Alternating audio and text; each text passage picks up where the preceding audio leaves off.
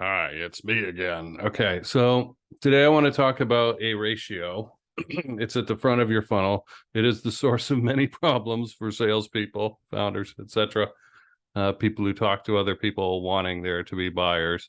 And it is the ratio between unqualified leads and qualified leads. Okay, this is really important because otherwise you're going to waste a lot of your time. And it's in fact the reason why I joined Wes Schaefer's 12 Weeks to Peak group, because I had a problem with the client, and I didn't like it and I wanted to know what to do about it. And the answer was there wasn't a whole lot we could do, but we could apply some of the principles I'm going to share. And the situation has improved, but I want to make sure that you can identify whether you're in this situation or not, and have something to do with it about it. Okay, so we want this ratio, right? There's a three-step thing here. There's your where are we going here? Unqualified leads, your qualified leads, and then your sales, right? And you got your money target out there that says, hey, you need to make so many sales at this dollar amount to make the money target that you've got in mind, right? You got a money target, right? Most people don't. Trying to make as much money as possible. It's not good. But back up here at the beginning of the funnel, we've got people coming in who we don't know much about, right? And we're going to filter them. And we know what a qualified lead is. I started this series off explaining what that was. And if you've forgotten, go back and watch the first 3 or 4 videos, okay? Because I go through them all. Need, budget, personality, fit, okay? And we need all three. Check, check, check. Or it's not a qualified lead. You need to focus on this stuff. You need to know what you're doing. Otherwise, you're an incompetent salesperson and you shouldn't be in the role. We wouldn't want a race car driver who didn't know anything about driving and apexes and horsepower and stuff like that, and how a car works to get in the car, right? We wouldn't want an accountant to do your taxes who doesn't know the tax code, right? We wouldn't want a nurse working on you who had no medical training, right? So please take this stuff seriously. I give it away for free. That doesn't mean that it has no value. It means the stuff inside my courses is even better. Okay. But look, you want to find out and get this. Ideally, we'd want a 1-to-1-to-1-to-1, right? We want a person to come in, they're a qualified lead, we talk to them and they become a sale, right? That's in a perfect world. Every time that happens, it's not going to happen. There's always going to be people who are qualified leads but aren't really a fit to be a sale, or just don't buy, right? And there's always going to be people who come into the funnel who are leads, but they turn out to not be qualified leads, okay? So we need to focus on this and see what we can do. Our goal, though, is to like ring this out and turn it into 1-to-1-to-1, as close as we can get it, all right? Now, a lot of people focus down, I got to get my directions right on this thing, but on the sales side, the conversion side, okay, of this equation, this is called the revenue equation. All right. At least that's what I call it. All right. That unqualified leads to qualified leads to sales to making your money target thing. Right. and it flows in both directions. You got to look at it in both directions. Okay. And so they're worrying about the qualified leads to sales, because that's the sales conversation in there, right? Talk to so many people and I get a sale out of it every time. How can I make that ratio better? Okay. The problem is you are wasting a hell of a lot of time up here too, right? Managing those leads, talking to them, filtering them, right? Getting on calls with unqualified prospects, right? And it taking way, way longer. I mean, you can cut out 1 or 2 conversations per client, right? As they come through in this process. And if you can do that, imagine how much time you can save doing that over and over again, right? Over a month or a year. It's a lot, okay? And if you find yourself talking to unqualified leads a lot and going, geez, it's discouraging, right? Finding out they have no money and finding out they don't really understand conceptually what you have to offer. And so they don't have a need for it, right? Finding out that all these personality fit people come in who have a problem, like they fired their last 6 web designers and you're the 7th, right? Like, I don't want to be 7th. or they've always got something to complain about, right? We don't want that kind of person in our world. So focusing on that lead gen part of it, okay? The traffic side of the equation, unqualified leads to qualified leads. So what can you do to make sure that you're talking to as many pre-qualified leads as possible, okay? That's what your intention here is, okay? So if you look at it and you measure, you track what's happening over time, and a lot of you just won't do this because you're too damn lazy, and well, you won't be in the job for very long. This is what professionals do, okay? You measure how much time you're wasting in these conversations. How many times a week are you talking to unqualified leads, right?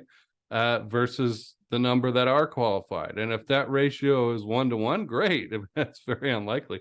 If it's 2-to-1, okay, right? That's not too bad. 5-to-1, 10-to-1, we're starting to have a real problem here. 8-to-1, right? I don't really like it over half, to tell you the truth, but you got to work towards that, right? So what can you do to pre-qualify people? Well, first, tell them the price, right? Now, you'll get some pushback on this, and even I wonder sometimes, there's plenty of business down here, right? There's plenty of business at the other end of the equation here. So you show them the price up front. What's going to happen? We've talked about money tolerance. Maybe I'll talk about it some more, right? Money tolerance. How much is a lot of money, right? If people need to be at a certain level of production and fulfillment and responsibility in their lives, they have to have a certain amount going on to be able to afford your $10,000 investment, whatever it is, right, in your coaching program or whatever it is that you're offering, right? That number by itself is going to be enough to make the little people run for the hills, right? The people who aren't doing very well. I don't want to waste my time talking to a broke loser. I don't. And you shouldn't either. There's plenty of competent people who are doing well in the world to talk to. Thank you very much. So you show them the price, their money tolerance goes, and they shrink and withdraw, right? As I've talked about, becomes a physical manifestation of the idea, right? That I can't handle that idea of that figure, and I shrink and I withdraw and I leave the conversation, and they'll do it.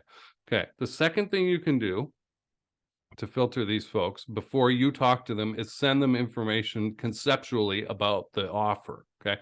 So this could be a webinar about it, what it's for, right? It could be a short 2-page PDF report. It could be something a little longer, a little shorter. It could be a video series, something where you are talking about why people come to you to get this solution, what kind of situations that they're in that you help fix for them, right? And you explain this stuff before you talk to them, right? In some form, in some media, so that they can go, oh, I resonate with this.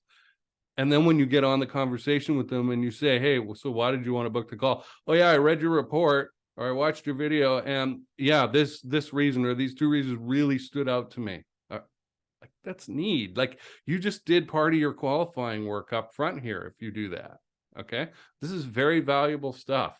It's going to save you a lot of time if you bother to get your ass in gear and go do something about it. Okay. And conceptually, if they understand the offer, right? If you're getting on conversations and people don't know why they're there or what you can do, and they want you to do a dog and pony show, right? You've failed, and marketing has failed. And that needs to be recommunicated up the line. And they may not be happy to hear it, but show them in numbers, right? Marketing people understand numbers. So, and the smart ones will start working with you. Okay. So we can show them the number and scare off the people who are not in a situation to appreciate the offer, because the money tolerance thing kicks in and they're too scared and they run away. We can educate them and show them reasons why they would buy, situations that people typically come to you for help with, that this offer fixes if they buy, through some sort of educational media or whatever, right? Even showing them something about you, a 2-minute video about you, just sharing like what it's like to work with you and your values, and a quick story or something like that. It can be quite valuable too. I used to run a third-party closing as a service business, co-founded with Jeremy Pope. And that was a major thing that we had to do with our clients, because our clients had typically built up the business as themselves, as that celebrity expert, right? You know, and you got your Damon John there, right? Of Shark Tank, and he's like, yeah, and people want to meet that guy, right? And now they're on the phone with Skippy. You know, it's Jason. Oh, I wanted to talk to Damon, right? So we've got to, you know, I was going to say euthanize. That's probably not the right word. We got to devalue that and upvalue this person over here, right? And kind of celebritize them a little bit. And so that's what we did, was we sent a video about that salesperson, or that salesperson talking, right, a little bit about why it was a great idea to talk to them specifically, and not just Damon or whoever it was who was the head, you know, chef of the organization to begin with, right? And in worlds that I work in, how you work with people and giving them a sense of what it's like to work with you is very important, because there is a big difference between service providers and even individual people to help you on the fulfillment side. And most of what I do is not a hit and run kind of thing. It's a longer term relationship. I talk to my clients more. I don't just sell them something and then, well, see ya. You know, that doesn't happen. Right. And so these are things I need to express to a prospective client, because it's going to very likely have a good impression on them. Right. And so they're going to want to talk to me now. You understand? And that's also differentiation. Okay.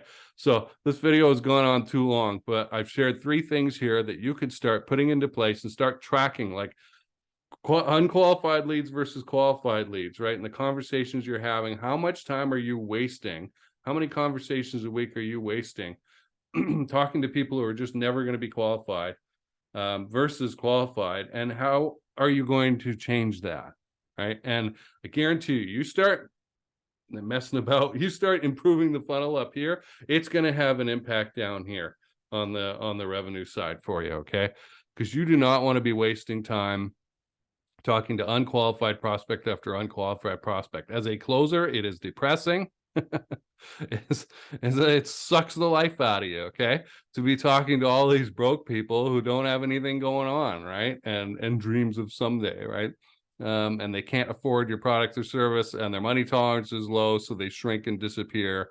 And so do what you can to defend yourself from that, and filter for the right conversations. You do that up front, okay? It's all great and wonderful to learn Jason's, you know, sales tips inside the sales conversations, and you go get that in Sales on Fire. But you can help yourself out a lot by doing what I've suggested here. All right, I'll see you tomorrow.